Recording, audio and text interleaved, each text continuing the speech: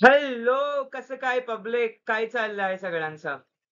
क्या आप लोग भी पढ़ाई कर रहे हो डीएमईआर के महाराष्ट्र की पोस्ट की एंड डीएमईआर फार्मासिस्ट 2025 की लास्ट मंथ स्ट्रेटेजी ऐसी अंगार ऐसी अफलातून स्ट्रेटेजी चाहिए कि भाई 1 महीने में डीमर का सिलेबस उड़ जाए एंड हमारी तैयारी अच्छी हो।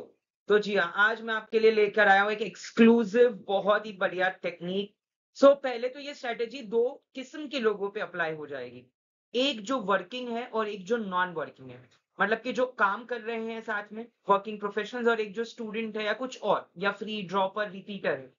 ऑब्वियसली जिन लोग काम कर रहे होंगे डेफिनेटली वो लोग अपने नॉर्मल काम से परेशान हो गए होंगे एंड उनको एक सेफ सिक्योर और स्टेबल जॉब चाहिए।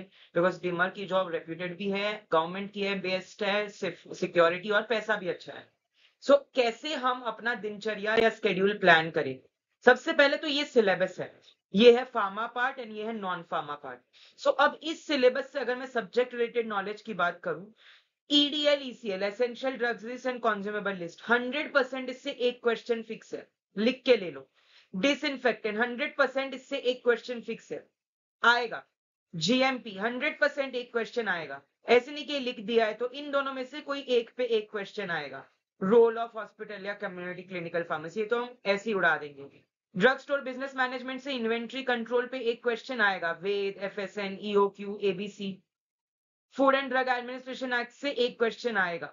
एक क्वेश्चन फार्मेसी एक्ट से एंड एक क्वेश्चन ड्रग एंड कॉस्मेटिक से फिक्स है। या तो स्केड्यूल्स पे आएगा या तो इनके फॉर्म नंबर्स, लाइसेंस नंबर्स वगैरह पे। फार्माकोपिया से एक क्वेश्चन फिक्स है, ये भी लिख लीजिएगा। फार्माकोलॉजी से 10 से 15 question as it is from classification जरूर आएंगे। या तो उसके क्लासिफिकेशन पे पूछेंगे या तो उसके मैकेनिज्म ऑफ एक्शन पे पूछेंगे। या तो आपको प्रश्न पूछा जाएगा, एक क्वेश्चन जो पूछा जाएगा आपको वो होगा एंटीडोट्स वगैरह से एंड कोई स्पेशल फार्माकोकाइनेटिक्स हो तो, है ना, poison antidote, drugs and their antidotes. Special एक क्वेश्चन एडवर्स ड्रग रिएक्शन पे होगा एंड एक अलग से क्वेश्चन डेंटल फार्माकोलॉजी पे देखने मिलेगा।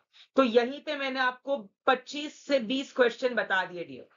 ये पक्का आपको देखने मिलेंगे। अगर आपने ये टॉपिक्स छोड़े हैं तो आप डिमर की सीट भी छोड़कर आ जाइएगा एंड आप ये टॉपिक्स भी, आप मार्क्स भी डिमर को दान करके आइएगा।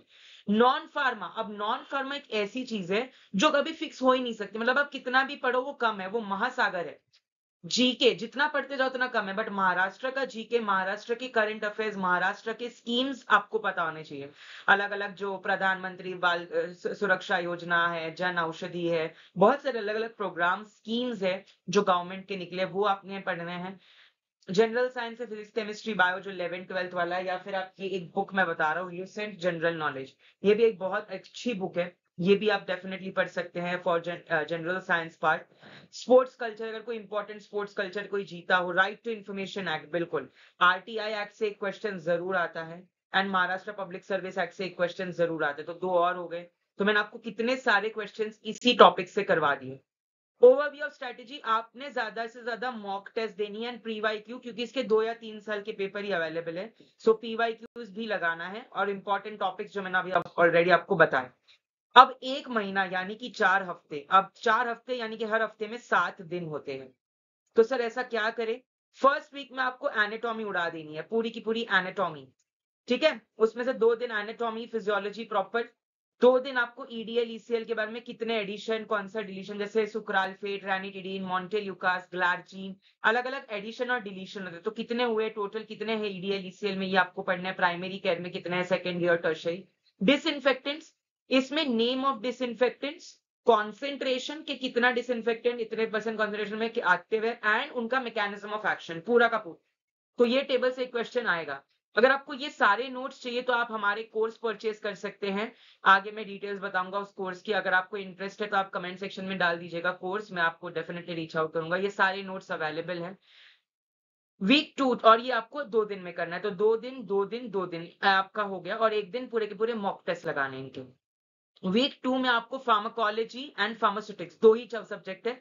फार्माकोलॉजी 3 दिन, फार्मास्यूटिक्स 3 दिन। फार्माकोलॉजी में cardiovascular pharmacology, central nervous system की फार्माकोलॉजी, डायबिटीज की, कैंसर की और माइक्रोबियल्स की, ये आपने पढ़ लेनी है। ये ड्रग्स तो छोड़ने ही नहीं है, इसके मैकेनिज्म्स, इसका एडवर्स ड्रग रिएक्शंस, इसके एंटीडोट्स, इसके क्लासिफिकेशन एक बार देख के लिखो केडी त्रिपाठी से, एक बार बिना देख के लिखो. लेट मी टेल यू, तुम्हाला हे लक्षात राहणार. कळलं सगळ्यांना? Everybody have we understood? ये जरूर आपको याद रहेगा. फार्मास्यूटिक्स से मोस्टली आपको फिजिकल फार्मेसी से थोड़े क्वेश्चन आ रहे थे, प्री फॉर्मुलेशन स्टडीज वगैरह से, और डोसेज फॉर्म के एक्सीपिएंट्स पे या method of preparation, tablets, capsules, parenterals, aerosols. Week 3 में आपने पढ़ लेने हैं 2 दिन हॉस्पिटल, 2 दिन क्लिनिकल एंड 3 दिन jurisprudence. Hospital pharmacy is the role of hospital pharmacist. Community pharmacy, clinical pharmacy का क्या है, ड्रग स्टोर बिजनेस मैनेजमेंट भी आ जाएगा वहीं पे. इन्वेंट्री मैनेजमेंट में VED, FSN, EOQ, reorder level, lead stock क्या होता है. Then hospital formulary, pharmacy and therapeutic committee का कॉम्पोजिशन, ये सारे प्रश्न पूछते हैं. Drug distribution systems, drug distribution systems में भी काफी बार प्रश्न पूछे जाते हैं. क्लिनिकल फार्मेसी से आपको वही क्लिनिकल इंटरैक्शंस, ड्रग इंटरैक्शंस पढ़ना है. पीके पीडीएफ टिपनेस एक बहुत अच्छी बुक है. सो उसमें pharmacokinetic, pharmacodynamic, ADME based drug interaction होता है, जैसे टेट्रासाइक्लिन का मिल्क, कीटाकोनाजोल का एसिडिफायर्स, प्रोटॉन पंप इनहिबिटर्स के साथ. सो बहुत सारे प्रोबेंसिड, पेनिसिलिन, बहुत सारे सिनर्जिस्टिक इंटरैक्शंस भी है, एंटागोनिस्टिक भी है, पढ़ लेना. ड्रग इंटरैक्शन फिक्स होता है कोई भी फार्मासिस्ट एग्जाम में. एंड फाइनली वीक 4 में आपको आईपीबीपी को एक दिन पढ़ना है, एक दिन आरटीआई, एक दिन महाराष्ट्र ड्रग, एक दिन ethics, right to information access, सारे इंपॉर्टेंट सेक्शंस. अब कौन से ये आपको हमारे कोर्स में जानने मिलेंगे. महाराष्ट्र ड्रग एक्ट्स, डेफिनेटली कुछ इंपॉर्टेंट एक्ट्स है महाराष्ट्र के, वो आपको पढ़ना है. पब्लिक सर्विस एक्ट, कुछ इंपॉर्टेंट गवर्नमेंट स्कीम्स पढ़नी है आपने, जो मैंने बताया था, योजना, schemes and recent current affairs, या कुछ इंपॉर्टेंट न्यूज, कोई स्पोर्ट्स की न्यूज हो जो कोई महाराष्ट्र जीत के आया हो, any trending news with respect to Maharashtra, because it's a DMER है ना, महाराष्ट्र रिलेटेड पेपर है. तो डेफिनेटली आपको जीके वगैरह महाराष्ट्र का एटलीस्ट पढ़ लेना है. शिवाजी महाराज वगैरह थोड़ा सा पढ़ लेना, Sambhaji Maharaj and all. Pharmacopoeia से डेफिनेटली आपने पढ़ लेना है कौन सा फार्माकोपिया कब आया था और किसके अंडर आया था. रामनाथ चोपड़ा के अंडर कोई था क्या, मनसुख मांडविया के अंडर कोई था, कौन सा फार्माकोपिया कब रिलीज हुआ था, और कुछ इंपॉर्टेंट जैसे हर्बल ड्रग कौन से फार्माकोपियाज में इंक्लूड हुए थे, बायोटेक्नोलॉजिकल प्रोडक्ट्स. सो कुछ इंपॉर्टेंट पॉइंटर्स फार्माकोपिया की. ये आपका वीकली डिजाइन हो गया. हाई टॉपिक्स के सर ये टॉपिक्स तो आएंगे, ये छोड़ ही नहीं सकते. बायो अवेलेबिलिटी 100% आएगा, देखने क्वेश्चन मिलेगा. Drug and cosmetic act and rules schedules 100% आएगा. GMP validation 100%. स्टरलाइजेशन बिल्कुल. टाइप्स ऑफ स्टरलाइजेशन से क्वेश्चन आते हैं काफी बार. कौन सा स्टरलाइजेशन, कौन से एप्लीकेशन, थर्मोलेबल के लिए कौन से हैं, ड्राई पाउडर्स के लिए कौन सा, एक्वेस सोल्यूशन के लिए कौन सा है, जरूर आएगा. ड्रग इंटरैक्शंस, एडीआर वगैरह पे जरूर प्रश्न पूछने मिलेगा. हॉस्पिटल क्लिनिकल में role of pharmacist and inventory management, और जो आपका फार्मेसी थेरेपेटिक कमिटी है एंड हॉस्पिटल फॉर्मुलरी, इस पे क्वेश्चन देखने जरूर मिलेगा. ड्रग डिस्ट्रीब्यूशन सिस्टम मत छोड़ के जाना, और स्पेसिफिक रेगुलेशंस अगर कोई और. These are the most high yield topics. अब सर प्लान कैसे करें, पढ़ाई कैसे करें. अगर आप वर्किंग पर्सन है तो सुबह जल्दी उठ के 1 घंटा पढ़िए. ड्यूरिंग योर जॉब आप 1 घंटा एमसीक्यू सॉल्व कीजिए, कभी ना कभी टाइम मिलता ही मिलता है जॉब के टाइम. इवनिंग में आकर थोड़ा सा आप पढ़ाई कीजिए 1 घंटा डेली. अगर आपने, और रात में आप अगर हो सके तो 30 मिनट्स रिवीज. 3 से 4 घंटे अगर आपने डेली पढ़ाई की ना तो भी काफी है डियर, क्रैक हो जाएगा. अगर आपने ये टॉपिक्स किए जो मैंने अभी भी बताए, नैया पार है डियर, तुमचा पेपर क्रॅक होणार हे मी तुम्हाला गॅरंटी देतो. फक्त एवढं टॉपिकला खूपच चांगलं करून जावा आणि ते चांगला अभ्यास करून टाका.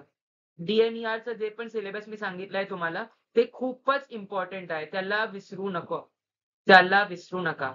आता आमचं एक टेस्ट सीरीज पण है, हमारे पास एक टेस्ट सीरीज भी है डीएमईआर की, जो आप परचेज कर सकते हैं, सिर्फ 200 रुपए की है. हमारे ऐप पे जाके पयाम वोरा क्लासेस, आपको बस पयाम वोरा क्लासेस टाइप करना है हमारे ऐप पे, एंड आप इस पे और आप इस नंबर पे कांटेक्ट भी कर सकते हैं अगर आपको डीएमईआर का कोई कोर्स परचेज करना हो तो. हमारा एक बहुत अच्छा कोर्स है जिसमें आपको लाइव प्लस रिकॉर्डेड लेक्चर्स, अगर आप वर्किंग है तो रिकॉर्डिंग भी देख सकते हैं. नोट्स, जिसके लिए बहुत इंपॉर्टेंट होता है कि नोट्स ही सर चाहिए, वो भी आपको मिल जाएंगे इस कोर्स में. Online test series, flash cards वगैरह, बहुत सारी स्टैंडर्ड बुक्स हमने रेफर करी है इस कोर्स को तैयार करने के लिए. तो डेफिनेटली आप हमसे जुड़ जाइए. फाइनल वीक्स, फोकस, रिलैक्स करना, खाना पीना टाइम पे रखना, खाना पीना मत छोड़ना, बट हाँ फैमिली टाइम सैक्रिफाइस करना होगा. बिल्कुल, ये आप बिल्कुल एक्सक्यूज नहीं कर सकते, सर क्लासिफिकेशन याद नहीं हो रही, sir we are not able to remember, time manage नहीं हो रहा, करना पड़ेगा. जॉब चाहिए, बढ़िया तरीका चाहिए, तो 1 महीना सब कुछ सैक्रिफाइस करके आपने तैयारी करनी है. सो यही थी एक इंपॉर्टेंट ब्रह्मास्त्र strategy. Wishing you good luck, all the best to all of you.